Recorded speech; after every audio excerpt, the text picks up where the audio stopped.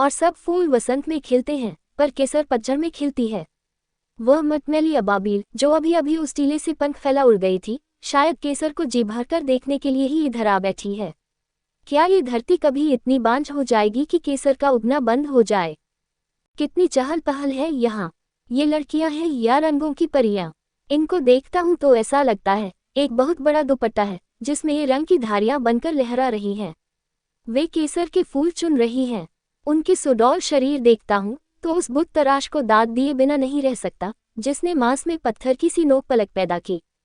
रंग की इन लहरों में मेरा दिल, जो पहले अमीरा कदल पुल के नीचे से गुजरने वाला शांत और बेरंग जहलम था, अब उछलने लगा है। क्या कश्मीर की सभी स्त्रियां एक सी सुंदर हैं? नहीं तो, न तो सभी एक सी कोमल हैं और न एक सी सूक्ष्म और गदमाती ही। रंग अलग बात है, रूप अलग। ठेकेदार ललकार रहा है, जल्दी हाथ चलाओ, जल्दी। लड़कियां खुशी खुशी फूल चुन रही हैं। वे पहले ठेकेदार की कड़क सुनकर सहम जाती हैं, पर फिर बातों का वही सिलसिला शुरू हो जाता है। जैसे भूत, वर्तमान और भविष्य का सारा सौंदर्य इस खेत में जमा हो गया है। ये गोरी गोरी गर्दनें, काली काली आंखें, काली काली बदलियों सी जिनमें बिजली चमक रही हो। होंठ कार्तिक के शहद से कहीं रसीले और चमकीले। बातें करती हैं तो होंठों के कोने हिलते हैं और मेरे दिल पर रंगीन फुहार पड़ती है। कुछ बूढ़ी स्त्रियां भी फूल चुन रही हैं। साल दर साल केसर चुनते चुनते उनकी जवानी बीत गई है। जब वे दुल्हनें बनी इधर आ निकली थीं, तब भी ये खेत इसी तरह केसर पैदा करते थे। वह लाल फिरन वाली युवती जो किसी बच्चे की मां बनने वाली है, फूल चुनती चुनती थक जाती है, जैसे लाले की टहनी वर्षा के बोझ से झुक जाए। मेरी निगाह घूम फिरकर उस बिन ब्याही अलहर लड़की पर आ ठहरती है जिसने हरा ऊनी फिरन पहन रखा है। उसकी नरगिसी आंखों में लाज है, झिझक है और कुछ कुछ डर भी। उसके चेहरे पर बचपन की नटखट लाली गंभीरता की ओर पहला कदम उठा रही है। यह नहीं कि उसने मुझे देखा नहीं, देखने में तो कुछ बुराई नहीं, और यदि इसमें कुछ बुराई है तो मैं उससे पूछना चाहता हूँ कि कंखियों से किसी अपरिचित की ओर देखना और फिर पलकें झुका लेना क्या कम अन्याय है। उसकी बाहों की तराश देखूं या उसकी पतली पतली उंगलियां? ठेकेदार के बोल डांट रहे हैं, झिंझोर रहे हैं, और जब वह लाल पीला होकर के उठता है और फुर्ती से, तब हर एक का चेहरा पीला पड़ जाता है, बूढ़ी स्त्रियों का भी। फूलों की पत्तियां बैगनी रंग की हैं। हर एक फूल में 6-6 तार हैं, 3 पीले और 3 नारंगी। फूल चुनने के बाद उन्हें धूप में सूखने के लिए डाल दिया जाएगा। फिर नारंगी तार, जो असल केसर है, अलग कर लिए जाएंगे। पीले तार फेंक दिए जाने चाहिए, पर ये यूं ही केसर में मिल जाएंगे, या उसका वजन बढ़ाने के लिए जानबूझकर उसमें मिला दिए जाएंगे। पिछले सप्ताह जब मैं अपनी पत्नी और पुत्री के साथ चांदनी रात में केसर के फूल देखने आया था, तो केसर के तार सोने की तरह चमक रहे थे। कभी मैं ऊपर आकाश पर तारों को देखता रहा था और कभी केसर के तारों को। मेरे मन में एक सुंदर चित्र बन गया है। उस हरे फिरन वाली अलहर लड़की ने फिर एक बार मेरी ओर देख लिया है। 7 वर्ष पहले भी मैं कश्मीर आया था। जो चित्र उस समय मेरे मन में अपने आप बन गया था, वह भी तो कायम है। ये दूसरी बात है कि उसमें केसर का खेत मौजूद नहीं, पर वह कमी इस समय पूरी हो रही है। केसर चुनती चुनती कुमारियां एकाएक ऐसा गीत मिलकर गाने लगी है, जिसे सुनकर ठेकेदार के बुढ़े गले में भी सुर खुरखराने लगे हैं। यार गो में पंपोर वते कुन पोशव रुटनालुमते सुछम तते बछूम यते बार सायबो बोझ तम जार। अर्थात मेरा प्रीतम पापुर की तरफ चला गया और वहां केसर के फूलों ने उसे गले लगा लिया। आह, वह वहां है और मैं यहाँ। ओ खुदा, मेरी विनती सुन। वह हरे फिरन शर्मीली लड़की बड़ी होकर शायद इस गीत में अपने जीवन का कोई फीका पड़ा हुआ रंग उभारने का यत्न करेगी। यह ऊंची नीची धरती है। ये कुछ जहलम के किनारे किनारे और कुछ हिस्से दूर हटती गई है। कितने ही छोटे छोटे अलग अलग टीले जैसे दिखाई दे रहे हैं। मैं ठेकेदार से पूछता हूँ, इन टीलों को यहाँ क्या कहा जाता है? वह जवाब देता है, वुड या करेवा। ठेकेदार का चेहरा, जिस पर गहरी झुर्रियां नजर आ रही हैं, और भी संजीदा हो गया है, मानो वह भी एक जरूरी आदमी है और जैसे इस प्रश्न का उत्तर वही दे सकता है। उसने मुझे अपने पास खाट पर बिठा लिया है।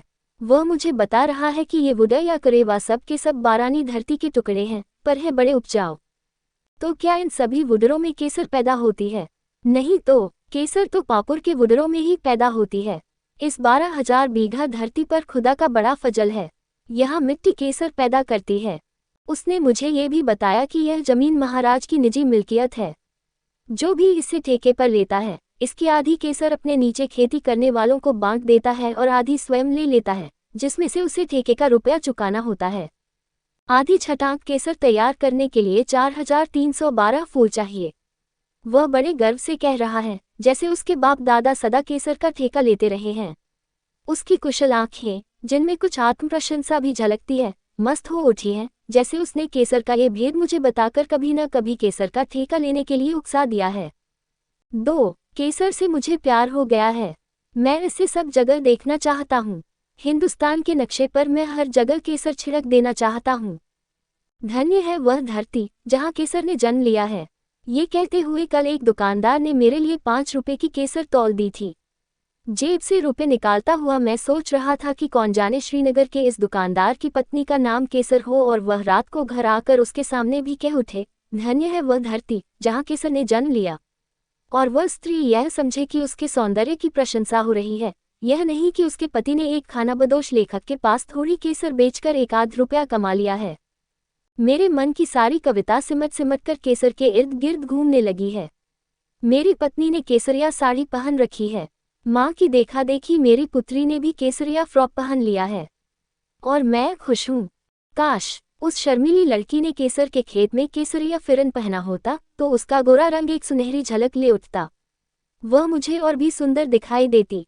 मैं सोचता कि वह केसर के खेत की बेटी है या फिर केसर की देवी है।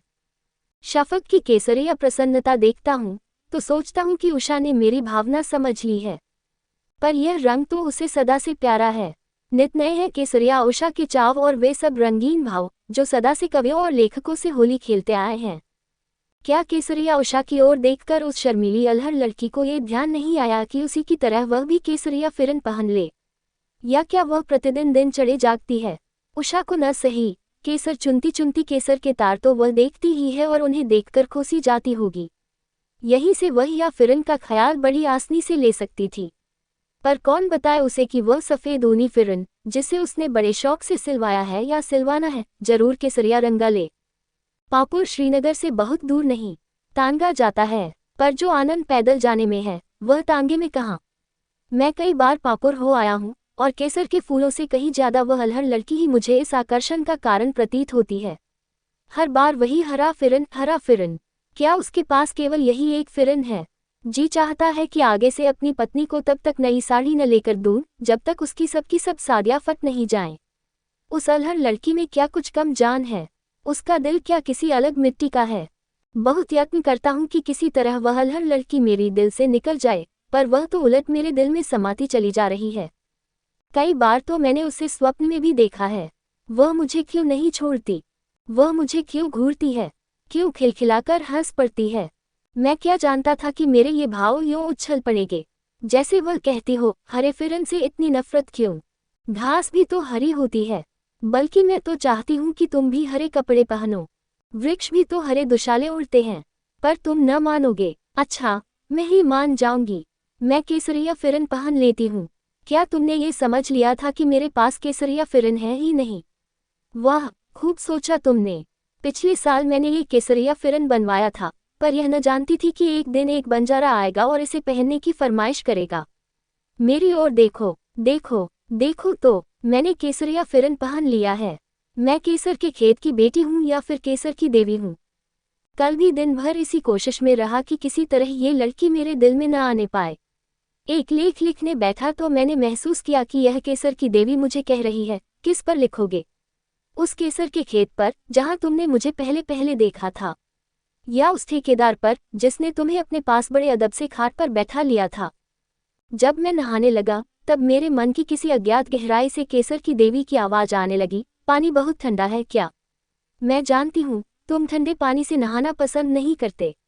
मुझसे क्यों न कहा? मैं क्या इनकार कर देती? मैं झटाक सुलगाती और पानी गर्म कर देती। साबुन है तो अच्छा, नहा लो, मैं जाती हूँ। नहाकर गुस्लखाने से निकला तो मेरा चेहरा उदास था। पत्नी ने पूछा, क्या बात है? कुछ खोए खोए से नजर आते हो।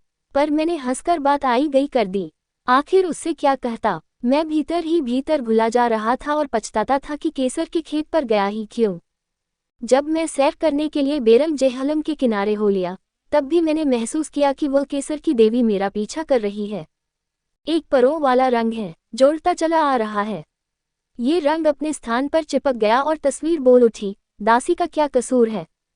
यो दिल हटा लेना था तो मुझे न बुलाया होता, मेरा सोता प्यार न जगाया होता। ये कहाँ की रीति है जी। खेत की मैन के पास खड़े होकर क्यों टकटकी लगाकर तुम मेरी ओर देखते रहे थे। तुम मुझसे कुछ बोले तो न थे, पर तुम्हारी आंखें तो बोली थी। तब उन्हें क्यों न समझाया तुमने। एक बार नहीं, 2 बार नहीं, तुम तो पूरे 7 बार पापुर के खेतों पर निकले और वह भी पैदल। जब मैं ये जान गई तो तुमसे प्यार करने लगी। मैं परेशान सा हो गया, कुछ बोल भी तो न सका। आखिर क्या कहता, कसूरवार तो था ही। उसकी बातों का मैंने बुरा नहीं माना, पर मैं उसका स्वागत नहीं कर सकता था। मैं चाहता था वह मुझे छोड़ दे, क्षमा कर दे। जब उसकी आंखों में आंसू आ गए तो मैं डरे हुए हिरन की तरह रुककर खड़ा हो गया। पहले तो मैंने सोचा कि उससे साफ साफ कह दूं, कैसा प्यार, कहाँ का आनंद, पर मैं खुल्लम खुल्ला यह न कह सका। इसके बजाय मैंने कहा, केसर की देवी, रो नहीं। रोने से क्या लाभ, संसार को देख, संसार की विशालताओं को देख, दूर नहीं तो पापुर को ही देख। आंसू भरी आंखें देखती तो हैं, पर एक धुंधली सी पंचादर के बीच में से। जिंदगी और निगाहों के बीच आंसू न होने चाहिए, इससे रंग अपनी वास्तविकता खो देते हैं। और तेरी जिंदगी तो उड़ने वाली अबाबील है। क्या आंसू तेरे पंख भारी न कर देंगे। तुझे तेरा प्रेमी मिल जाएगा एक दिन, पर मुझे छोड़ दे, क्षमा कर दे। वह न मानी, बराबर रोती रही। न मैं केसर के खेत पर गया होता, न ये मुसीबत खड़ी होती। मैं बाजार में जा निकला। मन पहले की तरह परेशान था। अब यह अनुभव भी था कि मैं अकेला हूँ। अच्छा ही हुआ, पैर की हर हरकत हल्की प्रतीत होती थी। बाजार तो किसी की मिल्कियत नहीं, मैं आज़ाद था। फिर यूं ही मेरी निगाह एक छत की ओर उठ गई। एक क्षण के लिए मुझे ऐसा लगा कि मेरे मन से रंग का एक टुकड़ा उड़कर सामने खिड़की में थिरकने लगा है। मेरे पैर रुक गए। कितना हमवार चेहरा था, सुर्ख गाल, जैसे 2 उजले ताकों में दिए जल रहे हों, और आंखें 2 अंधेरी रातें, जिनमें टटोल टटोल कर चलना पड़ता है। 3 लाख यत्न करने पर भी दिल हटता नहीं। मैं उलझा हुआ रहता हूँ, अपने सिर के लंबे बालों की तरह। राह चलते डरता हूँ। पहले वह पापुर की देवी थी, वह मेरे मन का केसरिया ख्याल। अब ये स्त्री थी जो खिड़की में यूं बैठी थी, जैसे चौखट में तस्वीर जड़ दी गई है। वह मेरी ओर किस तरह देखती रही थी। मैंने अपने हृदय में एक चुटकी सी महसूस की थी, जैसे कोई नादान बच्चा किसी सुंदर रंगीन तस्वीर की बोटी नोच ले। वह कसूरवार थी नहीं, वह बेकसूर थी। फिर कसूर किसका था, तो क्या यह मेरा कसूर था। कल मैंने फिर दूर से उसे देखा तो वह फाख्ता की तरह मुझे देखती रही। घर लौटने पर मैंने महसूस किया कि 2 काली मदमाती आंखें पीछा कर रही हैं, 2 अंधेरी रातें मेरे जीवन उजाले में घुल मिल जाना चाहती हैं। मैंने अपनी पत्नी की शरण ली। मेरा दिल धड़क रहा था। दिल मानता नहीं, इसका भेद मैं स्वयं नहीं समझता। दिल दरिया समंदरों डूंगे, कौन दिला दिया जाने। विच्चे चप्पू विच्चे वेड़ी, विच्चे वंज महाने। अर्थात दिल भी एक दरिया है, समुद्र से कहीं गहरा। कौन जान सकता है दिल की बातें। इसमें क्या चप्पू, क्या किश्ती और क्या मल्लाह, सभी डूब जाते हैं। क्या पंजाब के इस किसान को भी मेरी तरह ऐसी उलझन में फंसना पड़ा था। अब जो उस छत की ओर देखता हूँ तो यही मालूम होता है कि उस पापुर की देवी ने ही यह रूप धारण किया है। पर उसका फिरन तो हरा था और इसे लाजवर्दी रंग पसंद है। वह केसरिया फिरन क्यों नहीं पहन लेती। पर हर फूल को अपना रंग पसंद है, जैसे हर पक्षी को अपना गाना। मुझे याद है कि बचपन में एक बार मैंने लाजवर्दी कोट सिलवाया था। वह बुरा तो नहीं लगता था। माँ कहा करती थी, हर रंग एक नई ही खुशी देता है मेरे लाल। यदि उसको ये बात मालूम हो जाए तो वह झट कह दे, ये लाजवर्दी फिरन तुम्हें पसंद नहीं। वे दिन भूल गए जब लाजवर्दी कोट पहनकर स्कूल जाया करते थे और इतनी भी समझ न थी कि वह लड़कों को सजता था या लड़कियों को। उसकी आंखें कितनी लाज भरी हैं। ये लाज न होती तो वह कितनी ओछी लगती। इतनी लाज भी तो भली कि दिल का भेद दिल ही में रह जाए। मैं उसकी ओर क्यों देखता हूँ, मेरे दिल की धड़कन तेज क्यों हो रही है। वह कैसे बनी इस खिड़की की रानी। किसने उसे भड़कीले चौखटे में जड़ा। किससे पूछूं, कौन सुनाए उसकी कहानी। उसे इस धुरी के गिर्द घूमने पर किसने आमादा किया। कसूर किसी का भी हो, वह स्वयं बेकसूर है। मैं उसे दूर से देखता हूँ, देखने में तो कुछ बुराई नहीं, मुझे उससे नफरत भी तो नहीं। इस काली आंखों वाली के चेहरे पर कभी कभी हंसी दौड़ जाती है, जैसे अंधेरी रात के काले काले बादलों में बिजली गोटे की अनेक धारियां टांक दे। मेरा दिल अंदर ही अंदर सिकुड़ रहा है। सोचता हूँ वह रोती भी होगी, काजल सा बरस जाता होगा। क्या उसे उस हरी हरी घास की याद नहीं आती जो मखमल की तरह उसके पैरों तले बिछी रहती होगी? घास की सोंधी सोंधी खुशबू जिसने फूलों की महक के अलावा 1000 बार उसे रिझाया होगा, वह भूली तो न होगी। वह जरूर किसी गरीब किसान के घर में पैदा हुई है। इस मटियाले घर के साथ उसका नाता बहुत पुराना मालूम नहीं होता। पर वह कुछ गाती क्यों नहीं? गाना जानती तो होगी। जरूरी नहीं कि बांसुरी किसी के मुंह लगाने पर ही बजे। हवा भी तो सुर जगा दिया करती है। सुर नींद के माते नहीं होते, इनकी नींद बड़ी हल्की होती है। कभी न कभी जरूर उसके कंठ में सुर जाग पड़े होंगे, डरकर ही सही। इसलिए अब आंखें ही नहीं, मेरे कान भी उसके कोठे की परिक्रम करते रहते हैं। अब तो मैं देखता हूं कि आंखों से कहीं ज्यादा बेचैनी कानों को है। काश मैं कभी दूर से उसका फड़फड़ाता गीत सुन पाऊं। मैं सोचता हूं, कान बराबर उधर खींचे रहते हैं, आंखों में एक रंगीन गुबार सा छाया रहता है। जब लॉन्गफेलो ने लिखा था, रात संगीत से सराबोर हो जाएगी और सब फिक्र फाके जो दिन भर हमें सताते रहते हैं बद्दुओं की तरह डेरा डंडा उठाकर चलते बनेंगे, तो शायद उसे भी मेरी ही तरह तरसना पड़ा होगा। गांव के अपने आप पैदा होते रहने वाले गीत कभी तो इस लड़की की जबान पर आते ही होंगे। किसे बनाऊं अपने भेद का साझेदार? डरता हूं कि समाज का हाथ बढ़कर उन सारी प्यालियों को अपने कंठ में न उड़ेल ले जिनमें मैंने बड़े चाव से कई रंग घोले हैं। पर यह डर तो लगा ही रहेगा। लाख सोचता हूं, डर बेकार है। मजहब का डर, खुदा का डर, समाज का डर, पर ये तमाम डर पीछा ही नहीं छोड़ते। वह सदाचार क्या जो केवल डर टिका हुआ है? वह सदाचार क्या जो नफरत सिखाए, बैर सिखाए? नहीं, अब मैं नहीं डरता। कल रात मैं अपने सारे साहस को जमा करके उसके यहाँ चला गया। वह झट मेरे स्वागत के लिए उठी। बड़ी इज्जत से उसने मुझे काले कश्मीरी कंबल पर बैठा दिया। पापुर की देवी, अपने मन में मैंने पुकारा और मेरे होठों पर ये शब्द आए, तुम्हारा नाम क्या है? शहद जैसे मीठ स्वर में उसने उत्तर दिया, कुनपोश। मैंने देखा कि एक केसरिया लाज उसके गालों पर फूटने लगी है। कुनपोश, मैंने पूछा, कुनपोश का क्या अर्थ है? कुनपोश यानी केसर का फूल। उसे ऐसी जगह देखकर मुझे झट ख्याल आया, और सब फूल वसंत में खिलते हैं, पर केसर पतझड़ में खिलती है। मैंने महसूस किया कि मेरे कानों में वही गीत गूंज रहा है जो मैंने पापुर के खेत में सुना था। यार गो में पामपोर वते, कुनपोश अवरुटनालमते, सुछम तते बछूमयते, बार सायबो बोझ तम जार। मैं सोचने लगा कि पीछे यही ख्याल मेरी पत्नी को नड़ा रहा हो। मेरा प्रीतम पापुर की तरफ चला गया, और वहां केसर के फूलों ने उसे गले लगा लिया। आह, वह वहां है और मैं यहाँ। ओ खुदा, मेरी विनती सुन। कुनपोश बहुत खुश नजर आती थी। उसके चेहरे पर प्रसन्नता की लाल लाल धारियां एक जाल सा बुन रही थीं। रात का पहला आदमी उसके यहाँ आया था। उसने सोचा होगा कि मैं उसे रुपया ही न दूंगा, बल्कि चनार का हरा पत्ता भी दूंगा, जिसका अर्थ ये होता है कि मैंने उसे अपना प्रेम भी दे दिया है। फिर कुनपोश लकड़ी के बने चनार के पत्ते पर इलायची और बादाम की गिरियां रखकर ले आई। मैंने एक गिरी उठा ली। शुक्रिया। इलायची न लोगे? इलायची तो मैं खा चुका हूँ। कांगड़ी में कोयले दहक रहे थे, उसके गालों की तरह। कुनपोश ने वह कांगड़ी मेरी ओर सरका दी। शुक्रिया। सुंदर थी उसकी मुखाकृति, केसर और उषा की लाली से कहीं सुंदर। काले रेशमी बाल रातों के अनगिनत साए छुपाए हुए थे। कुनपोश अलहर तो न थी, हाँ शर्मीली जरूर थी। बिजली के प्रकाश में उसका लाजवर्दी फिरिन उसे खूब सज रहा था। बाला खाने की भाषा कुछ रस्मी वाक्यों तक सीमित रहती है। मैं इससे परिचित नहीं था। उलाहना, धन्यवाद और अनुग्रह के झटझट बदलते रंग कुनपोश की आंखों में कैसे देखता।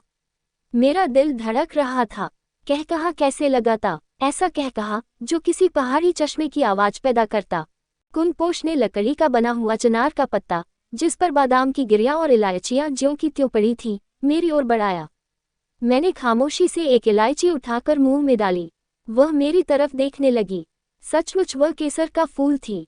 मैं मुस्कुराया, वह भी मुस्कुराए। मैं शायद एक नागरायक था और वह एक हुमाल, और शायद कश्मीर की पुरानी प्रेम कथा एक बार फिर दोहराई जाने वाली थी। पर मैंने संभल कर कहा, मैं तो गीत जमा किया करता हूँ। गीत? कैसे गीत? गांव के गीत। गीत गीत, इससे अधिक वह कुछ न कह सकी। मैंने उसकी ओर देखा और मुझे ऐसा लगा कि किसी दुल्हन की भड़कीली पोशाक मेरी आंखों के सामने मैली हो गई है। उसने अपनी थकी हुई बांह उठाए और कांपती उंगली से सामने के मकान की ओर इशारा किया। जहां घुघरू बज रहे थे और प्रकाश झिलमिला रहा था। जाओ, उस तरफ चले जाओ, उधर गीत भी बिकते हैं और उसके लहजे में खेतों की गुनगुनाहट थी। मैं उन खेतों की ओर जाने के लिए उठ खड़ा हुआ जहां मिट्टी केसर पैदा करती है, और सब फूल वसंत में खिलते हैं पर केसर पतझड़ में खिलती है। क्या धरती भी इतनी बांझ हो जाएगी कि केसर का उगना बंद हो जाए?